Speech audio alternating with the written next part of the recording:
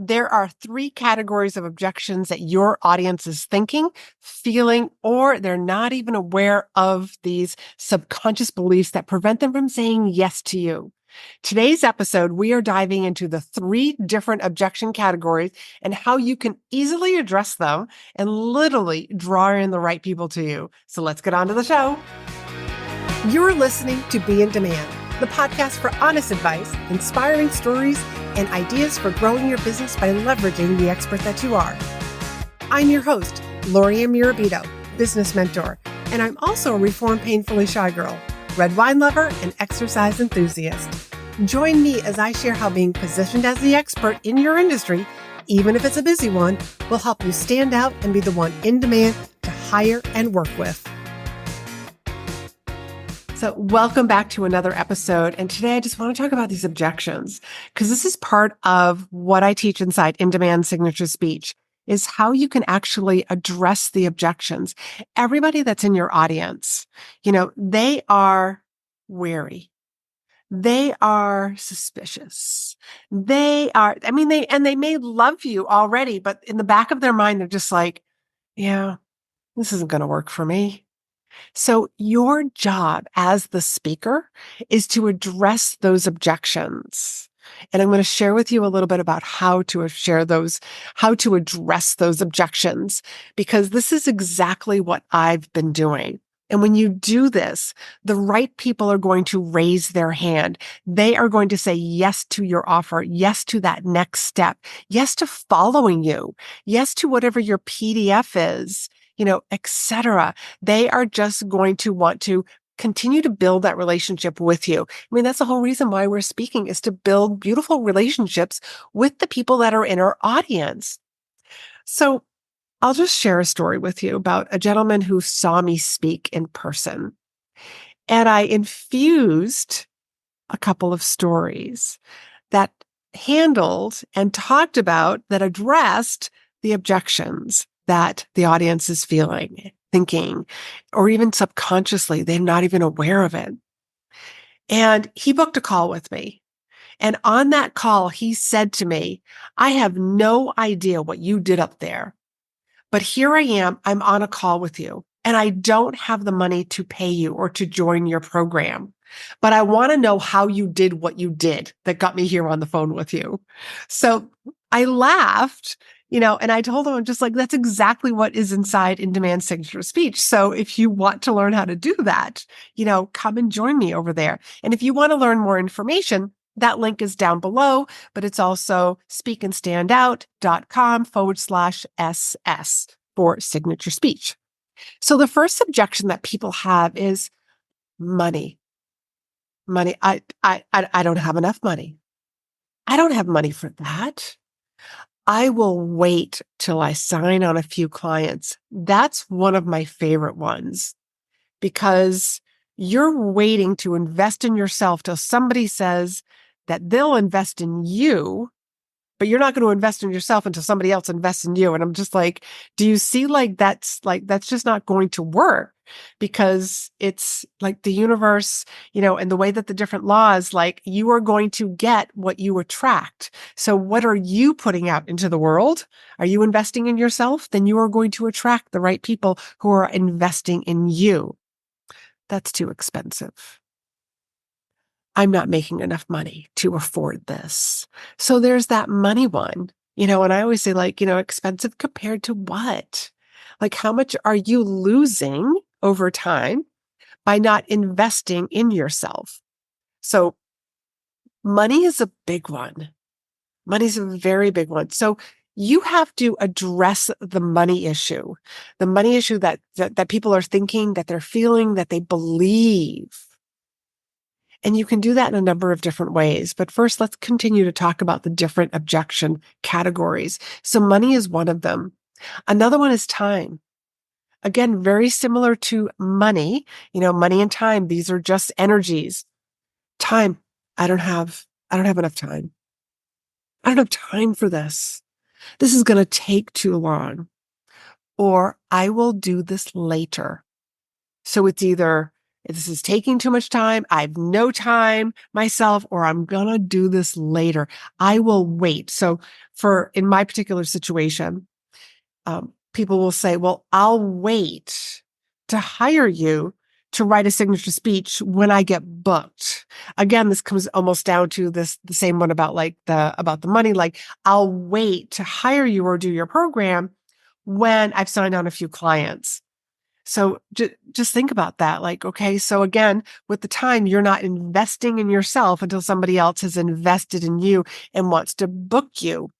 But I can tell you that you will put out a different energy and you will feel so much more confident having those meetings with meeting planners when you already know in the back of your mind that you already have a signature speech.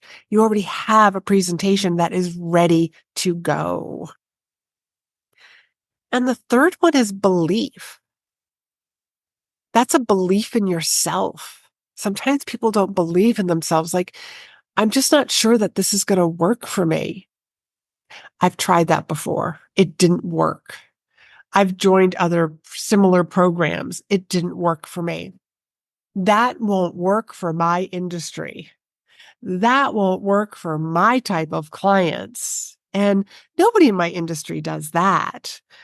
So, for example, how many times have you seen a copywriter or a web designer speaking at a meeting, like a business meeting, not a conference that's specifically geared for copywriters or specifically geared for web designers? But let's just talk about like a chamber event, a Women's Day conference. Are there copywriters that are speaking about the beauty of crafting words that attracts your clients? If you're a copywriter, if you're a service-based professional, I'm a big fan of you getting out there and speaking because you get to share different pieces of information that is going to draw in the right people. Virtual assistants is another great one, So I work typically with coaches, consultants, and service providers. And I don't see a whole lot of service providers speaking. And I don't see a whole lot of coaches actually doing a lot of speaking too. But consultants, yes, they are out there speaking if they're using speaking, or I should say, if they're leveraging speaking as their best form of marketing. So the industries that you don't see a lot of people doing that in your industry, so you're just kind of copying what other people in your industry are doing. So I want you to think differently. So for example, let's go back to the virtual assistant. If you're a virtual assistant, there's a lot of people out there who have no idea what a virtual assistant is. Perfect opportunity for you to be speaking about the different ways that a virtual assistant can help you. How to go about hiring a virtual assistant, how to decide what tasks to hand off to a virtual assistant that would free up your time. So that sort of information, your people that are in your audience about like the belief like that would never work. Well, there's a lot of people who just didn't even know that there were these virtual assistants who could be working for you that live on the other side of the globe. So that while your office is closed and while you're sleeping, somebody's actually working. How beautiful is that? And that's just one thing, like a web designer. Here's another great example. As a web designer, you could teach people your methodology, how you walk clients from beginning to end, from the start of a project to the finish of a project. Here are the things that you need to consider. And this is just an example, you could have a document that people opt in for that could be like, here are the 10 questions that you need to ask a web designer, a copywriter, like whoever like you're trying to hire. Here are the 10 questions that you want to ask. That's always a beautiful PDF if you are speaking in front of an audience, because now everybody that's in the audience is going to be like, wow, I never thought about that. I want to know what those 10 questions are to ask the next time I'm hiring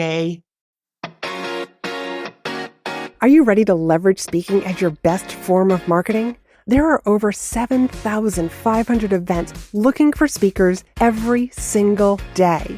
Speaking positions you as the expert in the room, but you probably don't know where to start.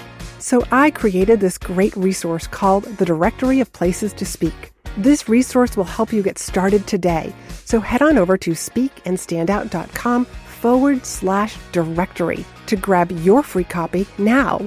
Don't miss this opportunity to be the expert speaking to audiences filled with your ideal clients. Whatever your specialty is that you are speaking on. So just consider that. And the way that you do this, because now you're just like, okay, great, Laurie-Ann. I know what the 3 categories are, but how do we actually address them in a presentation, in a speech? Stories, analogies, and metaphors. Just the other day, I was speaking for a group of women, and they are all going to be starting these new schools for children. And somebody raised their hand and asked me a question. What happens? What do I say when somebody comes after me, like very defensive about what I'm doing? And I said, typically people get very defensive because they're questioning something. They're uncertain about this. This seems foreign to them. So I suggested to her to find an analogy or a metaphor or a story that is outside of the school system, that's outside of education. Find something, from a different industry and use the analogy or something from history from years ago. Years ago, we thought this was crazy, but look at how it's every day now.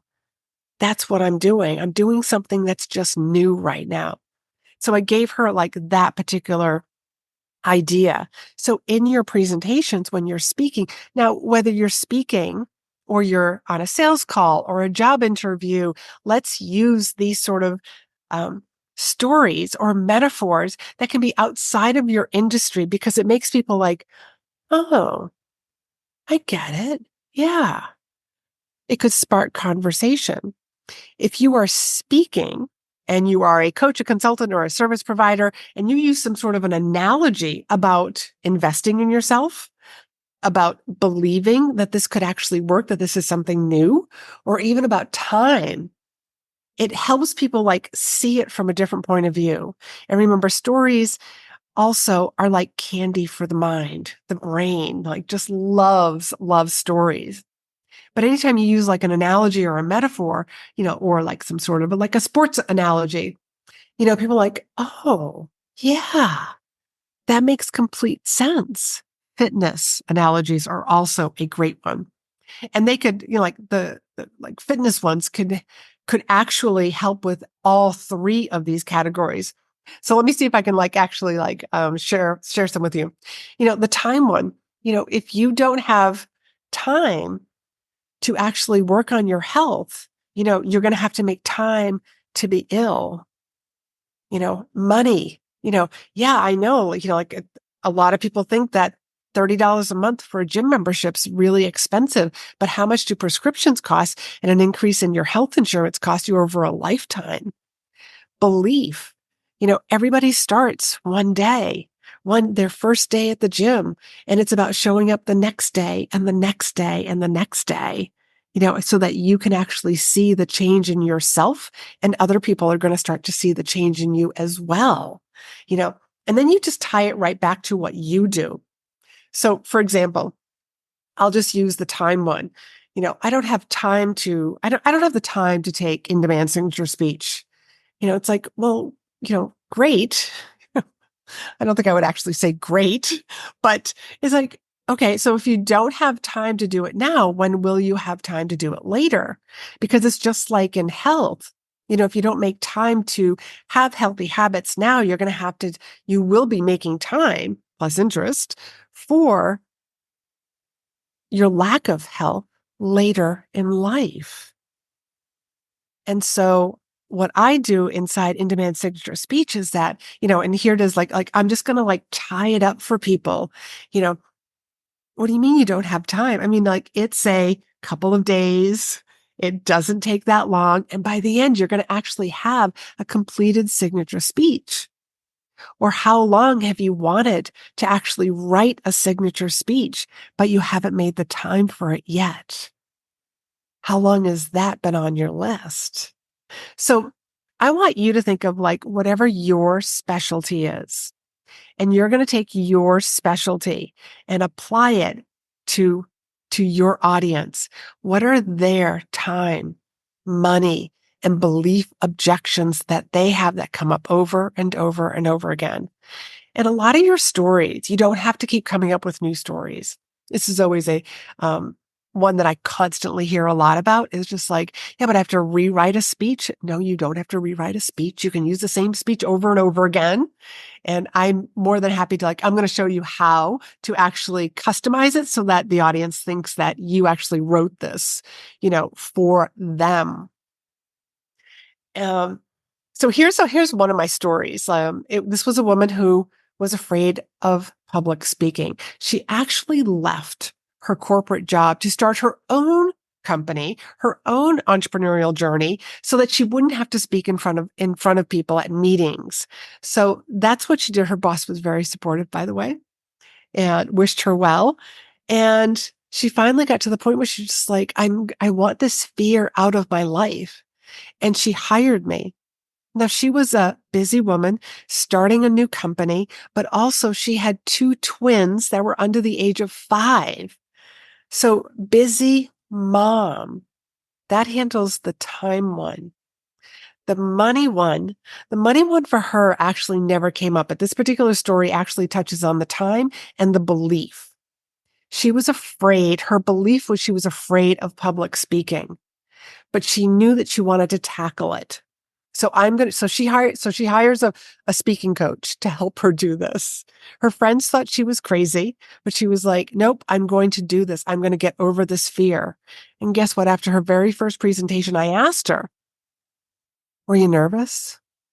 Were you scared? She said, no. And I, of course, being the great coach, said to her, why not? And she said, I was so well prepared. I knew exactly what I was going to say. And as a result of us working together, she actually got on TV 5 times, got a book deal, and we made that book an Amazon bestseller. So this is just one of the stories that I tell that actually touches on the time. It touches on the belief. And then I share the results, and actually the results that she experienced, actually had a lot of, it probably touches on the money one, because she actually got paid to write the book, became an Amazon bestseller, and then she got this great nickname in her community as the famous home organizer. So that was fun. So I want you to start thinking about the different stories that you can be using that will really address these different, the time, the money, and the belief objections that your audience is having. And practice. Don't wait until you're in front of an audience, pick up the phone and do a Facebook Live or do some sort of live streaming and tell a story. Tell a story that handles these objections. Use an analogy, use a metaphor, use some sort of fitness or sports analogies, or even stories to help make your point. This is what's going to make your audience fall in love with you. They are going to raise their hand when you make the offer at the end of your presentation. Here's a PDF. If you want to book a call, whatever your call to action is, it should always be the very next best step after hearing you speak. So until next time, I hope that you found this super helpful. And if you want to continue the conversation, hit me up in the DMs over on Instagram. I'm the person who actually answers that. It's not somebody that's on my team or some bot. I will actually be answering you. So let me know what some of your stories are. Share with me, hey, I'm a business coach, and here's one of the biggest objections that I hear either on sales calls or in the DMs from people. Share with me what they are. I'll ask you some questions and I'll help you come up with a story or an analogy or a metaphor that will help you use the next time somebody brings that up. So until next time, I want you to be in demand. Thanks for hanging out with me. Be sure to hit the subscribe button so you never miss an episode. And join me over in my private Facebook group for more tips, community, and free trainings. You'll find the link in the show notes. You can also help this podcast reach more listeners by leaving a review.